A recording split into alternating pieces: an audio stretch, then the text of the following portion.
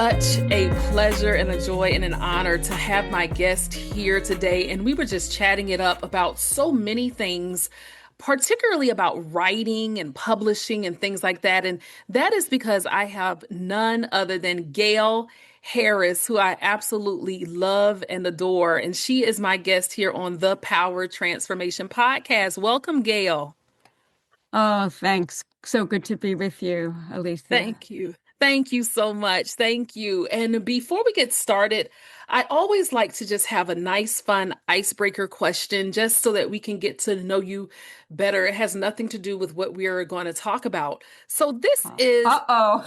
yeah, it has nothing. So this is my question for you, Gail. If you could travel past, present, or even future, anywhere in time or existence, or meet anybody, where would it be or who would that be and why? So it's a broad question, but you can answer it any way you want. Oh, it's very broad. Mhm. So I love that question. I'll respond to the part about if I could, people say to you, if you could have lunch with one person in the world, Yes. who would it be? Well, up until about 2 weeks ago, it was Michael A. Singer or Mickey Singer, who was my spiritual teacher. Oh, But I have changed that because I just finished reading Ketanji Brown Jackson's oh, memoir called yes. Lovely One. And after I read her story, I just keep thinking about what this woman must be going through now, being on the Supreme Court and everything that's happening. I can't even imagine the whole, she's done so many, she had so many jobs that led her up to being placed on the Supreme Court. But Hmm. every single job that she had and everything that she talked about was how all of law and everything that she did was really about upholding the Constitution and equality for everyone. It just was this thread throughout the entire, it was a long memoir, like over Wow. 300 pages. And Oh, okay. every single job that she had, she talked about that. And that's what inspired her. And that's why she knew she wanted to go into law, even when she was like a young girl. And Hmm. so I just think about that, and I would love to have lunch with her and hug. I'd love Wow. to give her a hug. That's wonderful. And you never know. It may very well happen one of these days, Gail. You just never know. But Well, thank you for that. I read a lot of nonfiction. I write fiction and nonfiction, but I love to read nonfiction. So I will definitely have to check out her memoir. And so, with that being said, with all of even her experiences in her life, you too have had a lot of experiences. And prior to us getting into that, I do have this one question to ask, and you can answer it any way that you want. Who is Gail Harris? Gail Harris is a spiritual being having a human experience Mhm. upon this earth. She is somebody who is committed in the depth of her being of coming back to that spiritual being, who she Mhm. is, um, by letting go of the traumas or things that have happened to her that have caused her to have a lot of fear and therefore not be able to see the truth for what it really is. She's not different than any other person on this earth, other than perhaps she has more of a yearning or an impetus to follow this spiritual journey. But Mhm. I believe that we come into this life, that Earth is a place where souls are sent to evolve. And so she's committed to evolving. Wow. That is absolutely beautiful. And one thing I find quite remarkable about you, Gail, is you help women evolve through a certain platform and a certain realm. And that leads into me asking, share with us what you do professionally? Sure. So I'm a certified ghostwriter specializing in women's memoir and an IPNE Book Award finalist. That's Independent Publishers of New England. And so that's what I do for a living. For my livelihood. And I can say as I could look upon my own life, I haven't written my own memoir yet, but someday I might. But what I can say is that when you asked me initially, who is Gail Harris, that is the thread in my life. Mhm. And so it's not too surprising that I actually found this livelihood, which Mhm. very sacred to me, feeds me. But it is. It's all I do is women's memoir. That's my niche. That's all I do, and it really, it's. I think because I've done so much inner work on my own self, and I understand what healing is about. I do that. It's like my dharma, it's my gift to Mhm. help other women, to guide women on that journey if they are so called to that journey. And I Mhm. believe that that's what memoir is about. I believe that it's the healing nature of storytelling. When we think about storytelling, way before there were even words, we were sharing our stories with one another. And why? Why is that? It's Mhm. because stories reveal the truth.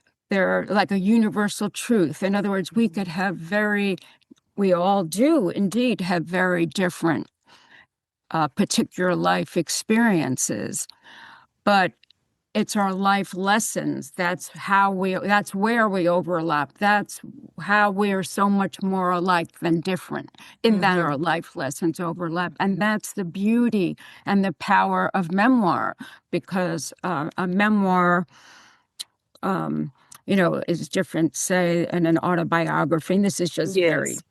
Mhm. Yeah, sure. broad strokes, generally speaking, Mhm. that a memoir is, we talk about what happens to us, but it's our self-reflection. Mhm. That's when the reader says, yes, me too.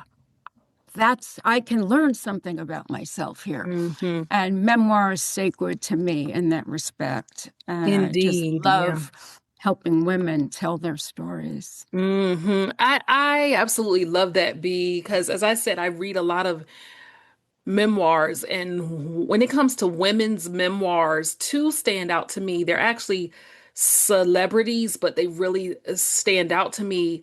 The actress Viola Davis, she has an Uh, incredible memoir. And then another one that people would not believe is absolutely outstanding. Ma, the singer Mariah Carey. She has an outstanding memoir. And I had someone to tell me that I needed to read it. And honestly, I said, Mariah Carey? And they said, I'm telling you, read it. Gail, I read it. Wow, gave me a totally different lens on her. She has one of the most incredible memoirs I've ever read. Mariah Carey. Yeah. oh my God, Unbelievable. what's the Yeah. title of it? I don't remember the title. Just Okay.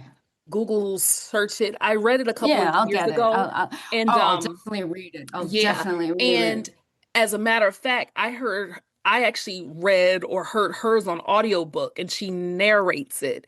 And it was really great. But with that being said, talking about this piece of storytelling, but you helping women with their memoirs and really having the reader to look deeply introspectively, I see introspection as something that's also spiritual because it goes deep within. And you, Gail, in your life, especially you saying you've been on this spiritual journey and path, and you really know what healing is, let's take us back some and we'll talk more about your work, but let's go more into you and your upbringing and tell us about how different little specks here and there of your spiritual journey even showed up in your childhood and perhaps you weren't even aware of it. So take us there and how who you are today is that evolution of who you once were growing up, and what factors influence that? Oh, yes. Hmm. I call it following the breadcrumbs. We get these Hmm. little hints. Well, I'll tell you something. I think I always knew, not necessarily on a conscious level, but I Hmm. always knew that there was more to life or more to me than meets the eye. And I just remember every Halloween, this was a very weird thing, but like from between the ages of 8 to 12, something like that. Every Halloween, I don't know why Halloween, maybe I was taking off my costume or something, Hmm. but every Halloween I looked in the mirror and I thought, oh no, you have more freckles than you did last year. Oh, you're missing a tooth. Oh, your hair is much longer. But the person who's looking inside you, she hasn't changed. So I always knew that there was just that my soul or my spirit inhabited within me. And it was much more like I am not my body, I'm not my thought, I'm not my Hmm. emotions, I'm not my body. That said, when I was 14 years old, I experienced the trauma of my life. And I see now, I'm in my 60s, how that trauma, in a sense, was the impetus for my spiritual path. And, Wow. without going into too much detail, my parents they had a terrible divorce. Horrible, horrible, horrible. My dad was having an affair with my mother's best friend. She was Hmm. totally blindsided. And my parents never fought, so it just came as a big shock. And I was Hmm. also very close with my dad. We were really, really, really close. I was the princess, I was the Oh, first girl. I have two younger brothers. And so when he told us that day that he was leaving, um, kids take it personally when the parents have get a divorce often. So that wasn't anything that was really unusual. But it was such a shock to me. Like it was almost like I had this idyllic life. I had everything, piano hmm. lessons, guitar lessons, ballet lessons. I had parents that loved me. I had friends. It was like this perfect life. And then when this happened, it was such a trauma and such a shock to me. And I remember, my dad, he really seemed serious, like he was going to go through with this. And I was Hmm. in shock. And I remember thinking to myself, put myself back in that moment. I better do something quickly to get him to change his mind. And we lived Oh, in an apartment building on the 11th floor in the Bronx. That's where okay.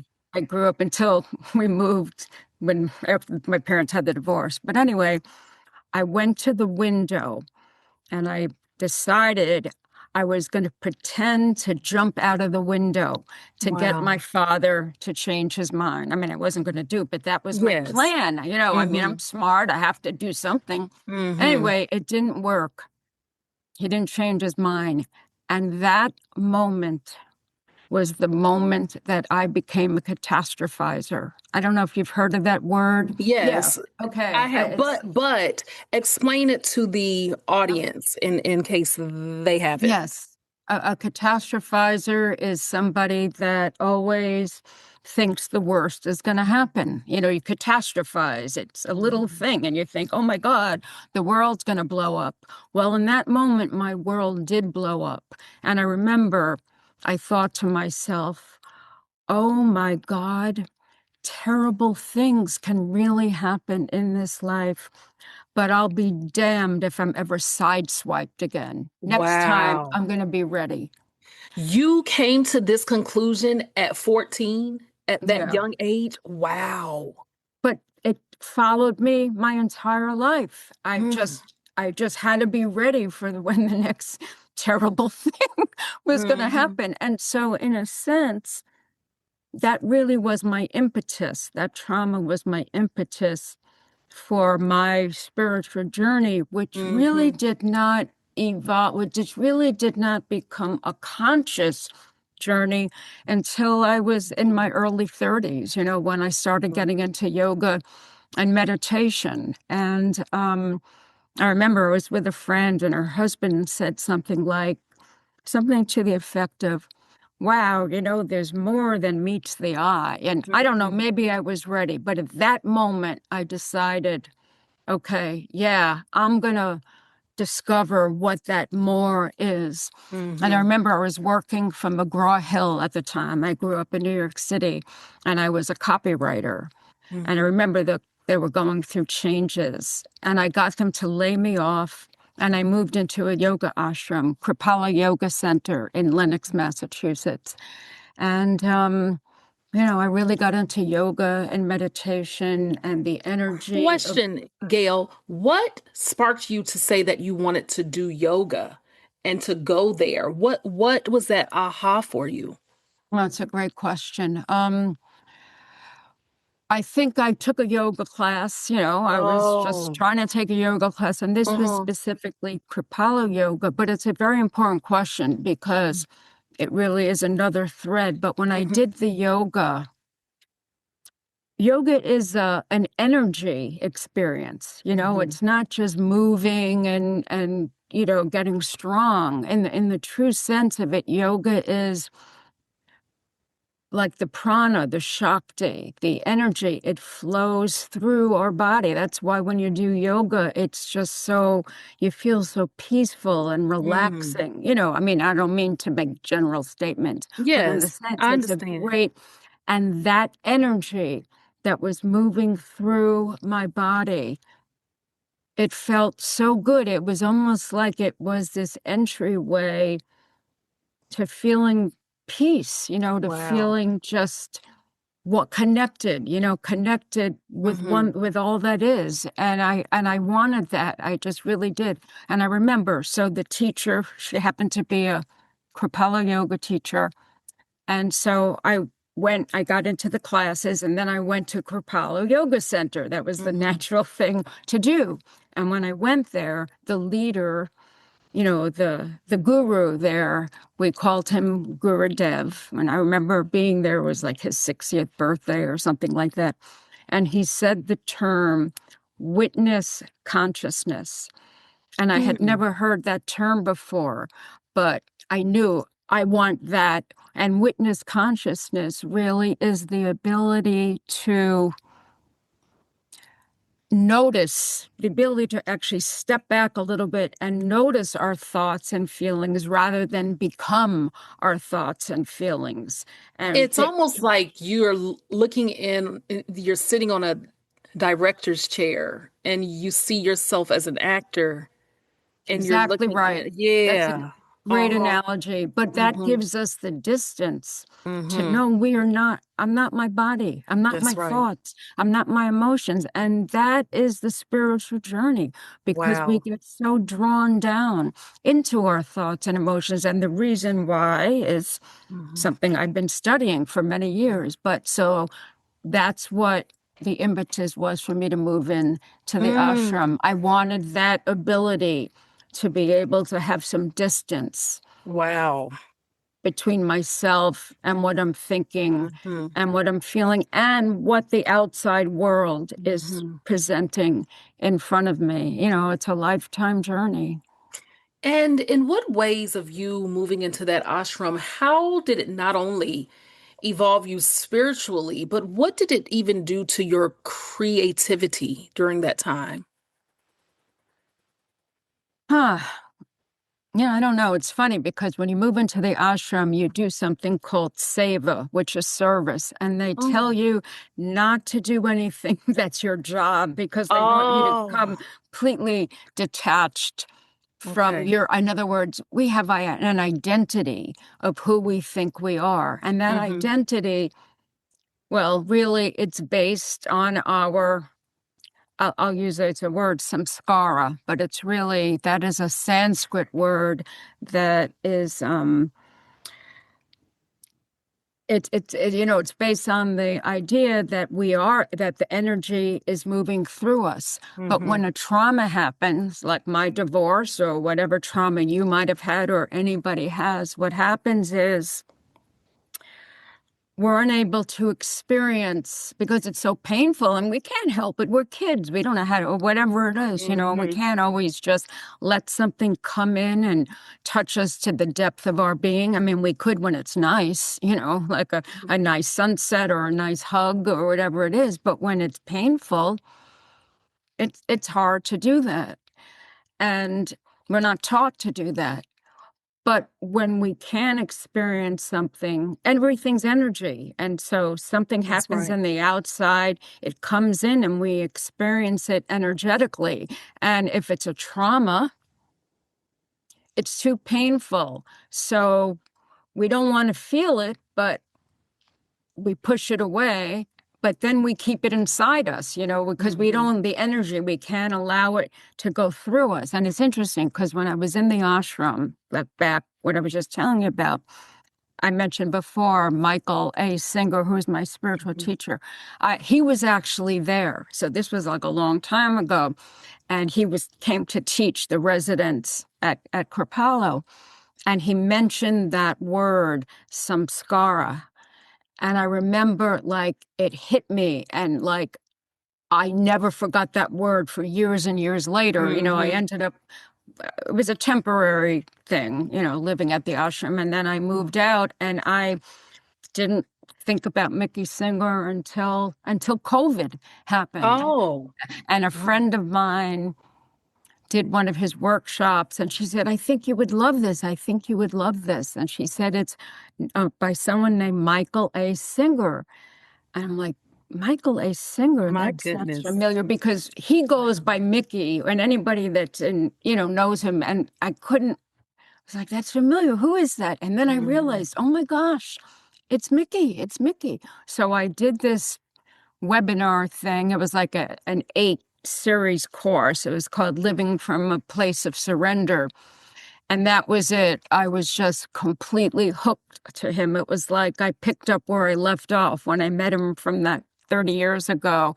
And I've been following his teachings for the last 6 years. My And goodness. yeah, it's exactly what I needed. Like I found my teacher that was right for me. But the shift is that now my spiritual journey really is all about the energy. I wasn't ready Mhm. for that back when I first met him, but as I have evolved, um, I I'm able to work on myself internally from an energy Hmm. perspective, and it's really Wow. deepened Now, everything. now, just a question of clarity in terms of this timeline, because I want to get into even how you are so ever present for your clients and the people that you serve. How did you go from being a copywriter? And then you also told me that at some point in your life, I'm not certain of the years, you went into advertising. So you've done advertising, copywriting, but how do you then decide, or what was the epiphany that came to say, I want to help women share their stories. I want to help them write their memoirs. I want them to be able to get their voice out there. What was the epiphany that came to you? What led to it? And so tell us about the origins of your company and how you serve women in that capacity. Sure, sure. I'll lead up to it, answering your Mm-hmm. question. So, I ended up going into copywriting. And when I was in college, I was actually a psych major. Mm. And I had decided that I was either going to get my doctorate in clinical psychology or my MSW, something like that. I was living in New York City at the time, in Manhattan at that time. Mm-hmm. And, but then I went into advertising. Like I've always been a writer, I Mm-hmm. always, like, even as a teenager, I wrote poetry and songs. It Mm-hmm. just always came naturally to me. And I discovered that copywriting was a way I could actually earn a living being a writer. Mm-hmm. This is another thing. I'm very creative and I Yes. see this as directly connected to my spirituality and my Yeah. connection to the divine because creativity, it comes through us. You know what I mean? It's Mm-hmm. not us. It's like it comes through us, but God told me that, I'm just writing it Mhm. down or whatever it is. But I always joke, I tell people that I came out reciting headlines.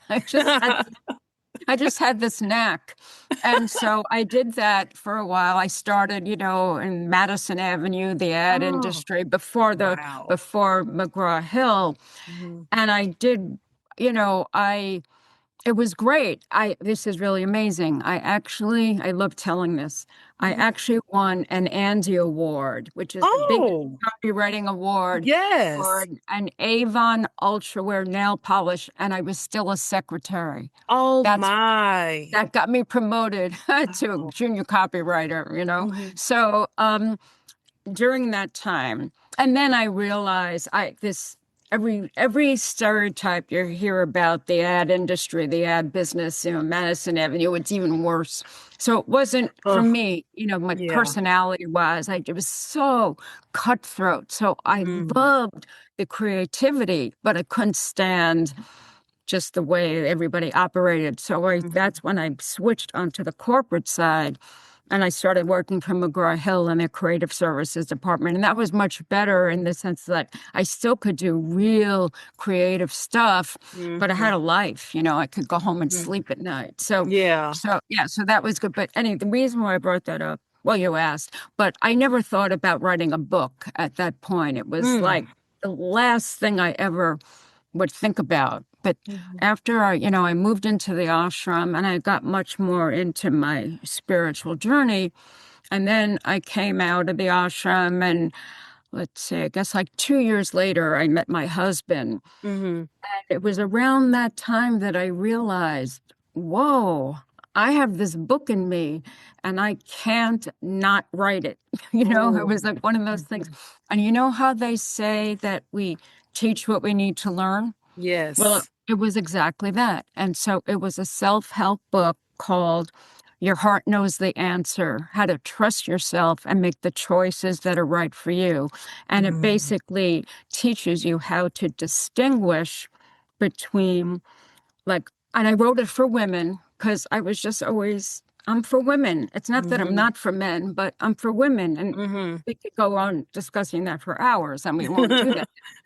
But let's see, wait, what was I saying? I was Yeah, saying, you were saying that you met your husband and then oh you yeah, were about the leading book. up to, So, yes, right. about the So book. I wrote it for women, although everything applies for men also. And so basically it teaches how to distinguish between our intuition or our own inner knowing and the yakety yak or thoughts and the voices in our head, our personal mind kind of thing. Mhm. And then how to live according to what our heart knows. And I was very fortunate. I was still freelancing at that time, doing copy and all that stuff, but I was writing the book. And I found a literary agent, and she found me a publisher. So the book was Mhm. published. And after that, and there was a lot of personal stuff in the book. So it wasn't a memoir, but in order to share the concepts of what I was talking about, I I shared a lot of personal experience, Yes. and And so from writing that book and going through that publishing process yourself, is that one of the things that sparked you to say, I want to help others?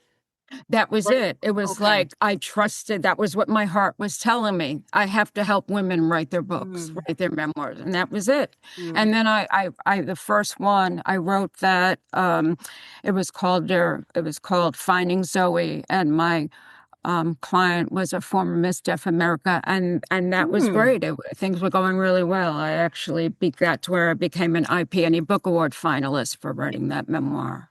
And what did starting your own company and building your own brand, how did that transform you even more as this spiritual being? Because that's no easy feat or task, and it takes time, but Yeah. you've continued at it for several years now. Yeah. Well, what happened was after that book came out, Finding Zoe, that was in 2014, and I was like, oh yeah, my career, things were on their way.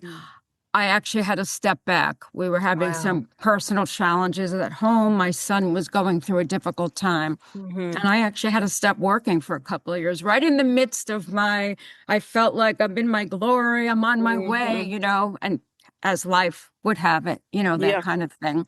I had to Hmm. step back. And then when I was ready to come back, it was probably about 2 years later, publishing, the industry just was going through so much with the Wow. advent of uh, self-publishing, I mean, it was just so much. And I realized that I had to find, that's when I decided that I needed to become a certified ghostwriter because it would help Oh. me establish myself in the industry. Because at that point, anybody could say, sure, I'll write your book, and anybody could write a book and put it up on Amazon, and the quality didn't really matter. And I needed to do that for my professionalism, for my living. So I signed up. When you know it, I all of a sudden I found out about this ghostwriting certification training, and I did it. It was a master's level Mm-hmm. program, and Mm-hmm. took just under 2 years. And Mm-hmm. but I did that, and so after I completed that um, training, that was in 22. Mm-hmm. That's when I relaunched my business. As Golden Ghostwriting. Hmm.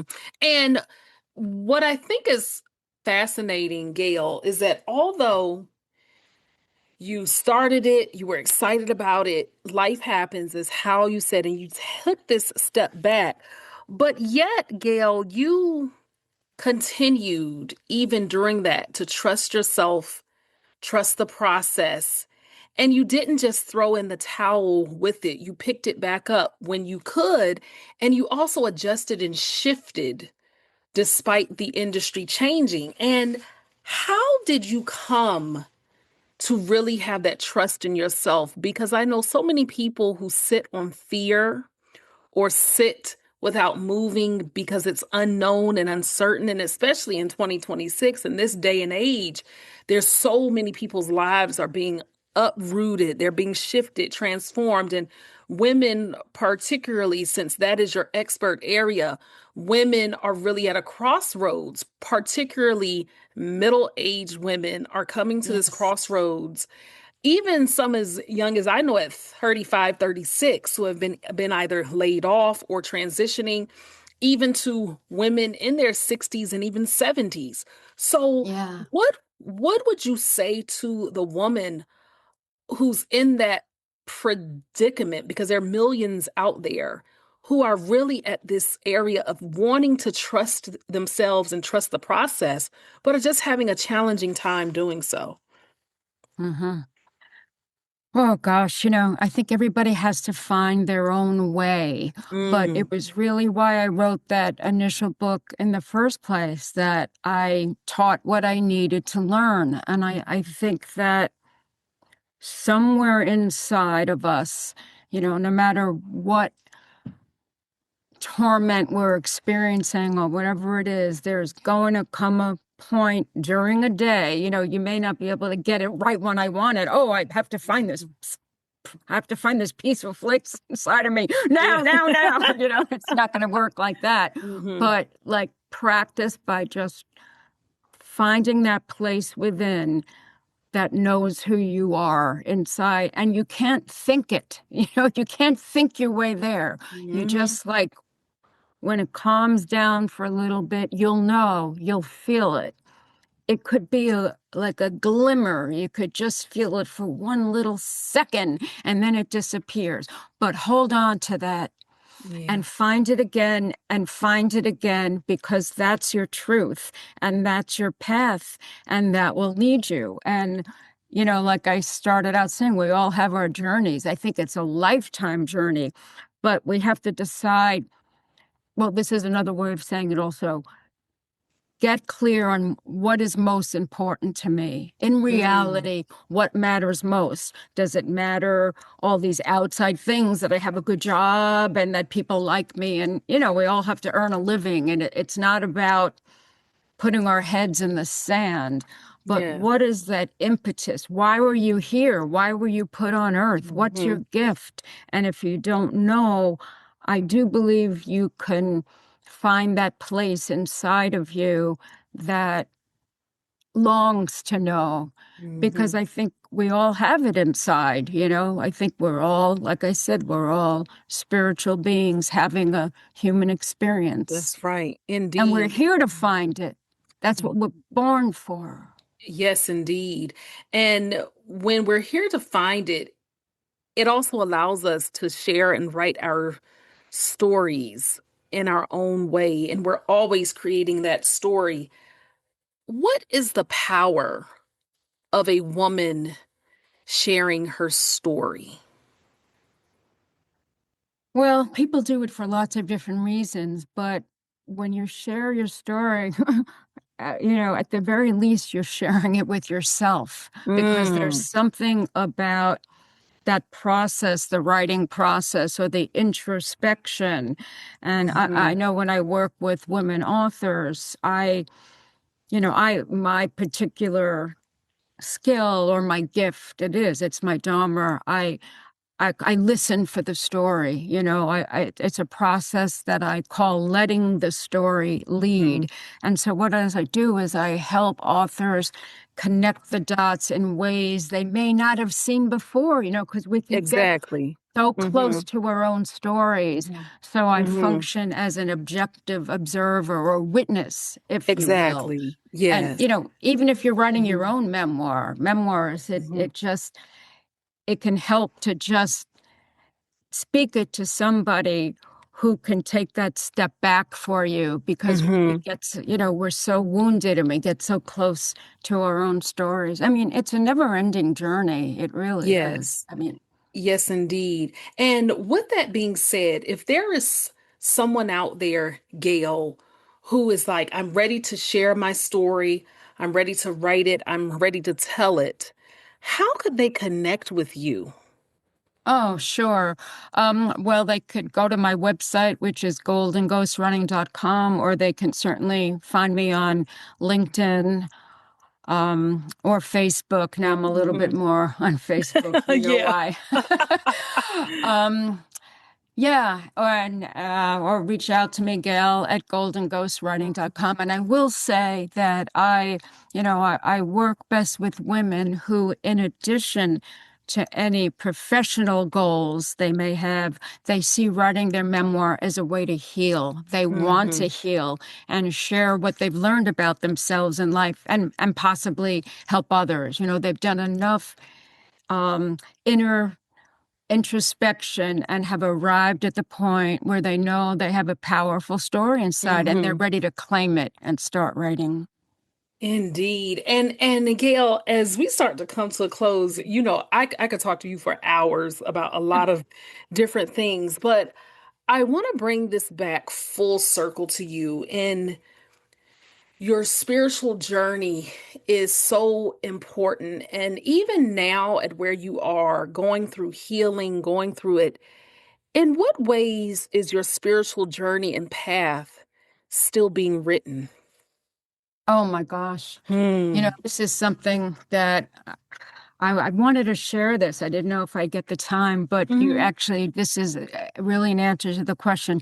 When I shared about the trauma that I had, I did therapy for a really long time, and I worked it out with my dad eventually.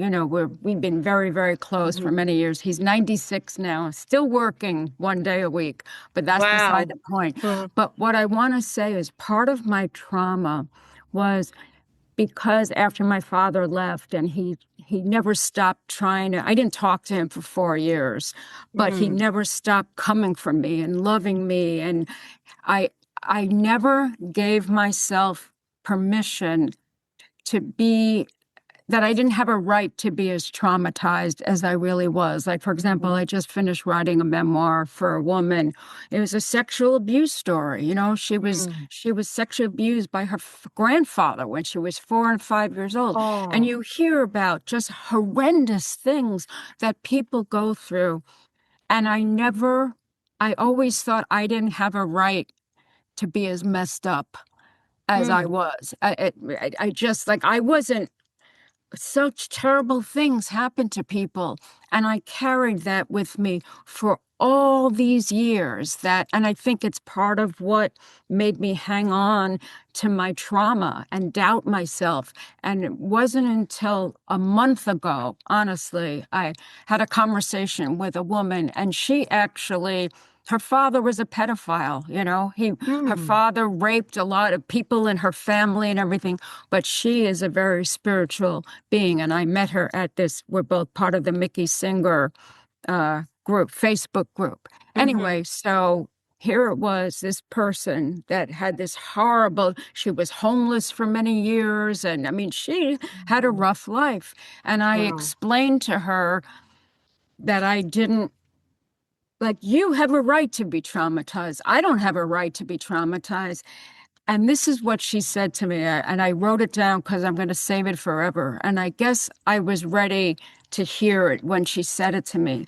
But she said, Gail, sounds like you did receive love, and you experienced a cataclysmic family disintegration of such overwhelming proportions that it ruptured your relationship with yourself and the world.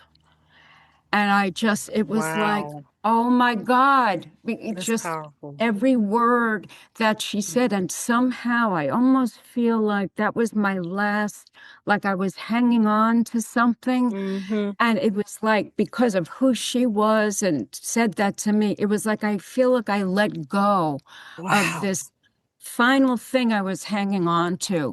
I mean, that doesn't mean my neural pathways of living with this Mm-hmm. trauma for my whole life. It doesn't just go away like that.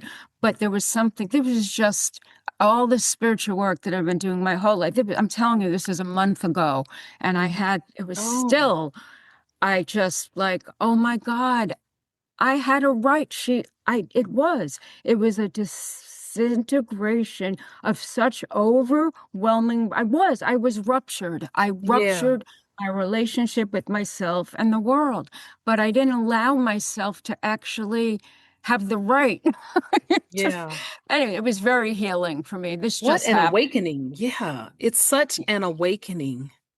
Yeah, and it never stops though. You know what I mean? It's like, Mhm. here I was, and it's still like, oh my God.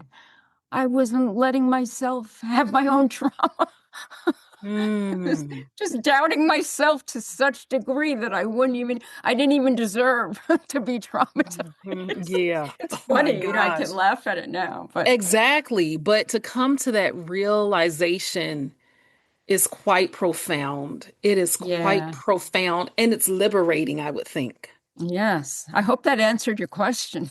It did because it shows that continued growth and evolution is that we're always growing, or we ought to aim to grow into that next version of ourselves. And that's what you are doing through your own personal journey and healing and story, and also how you help women share their stories as well, Gail. And I look forward to one day, if you decide to write your own memoir, it would definitely be a must read. And I just thank you for being who you are in this planet, and just for your service, but also for you being such a self reflective person who knew that you needed to heal and grow, because now you can even share your story that could help others do the same. And it has been my honor having you as a guest here on the Power Transformation Podcast. Thank you so much, Gail.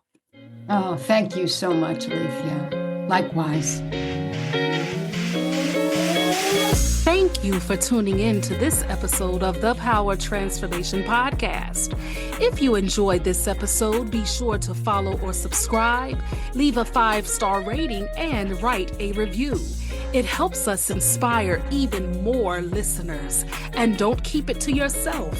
Share it with someone who could use a little power in their transformation.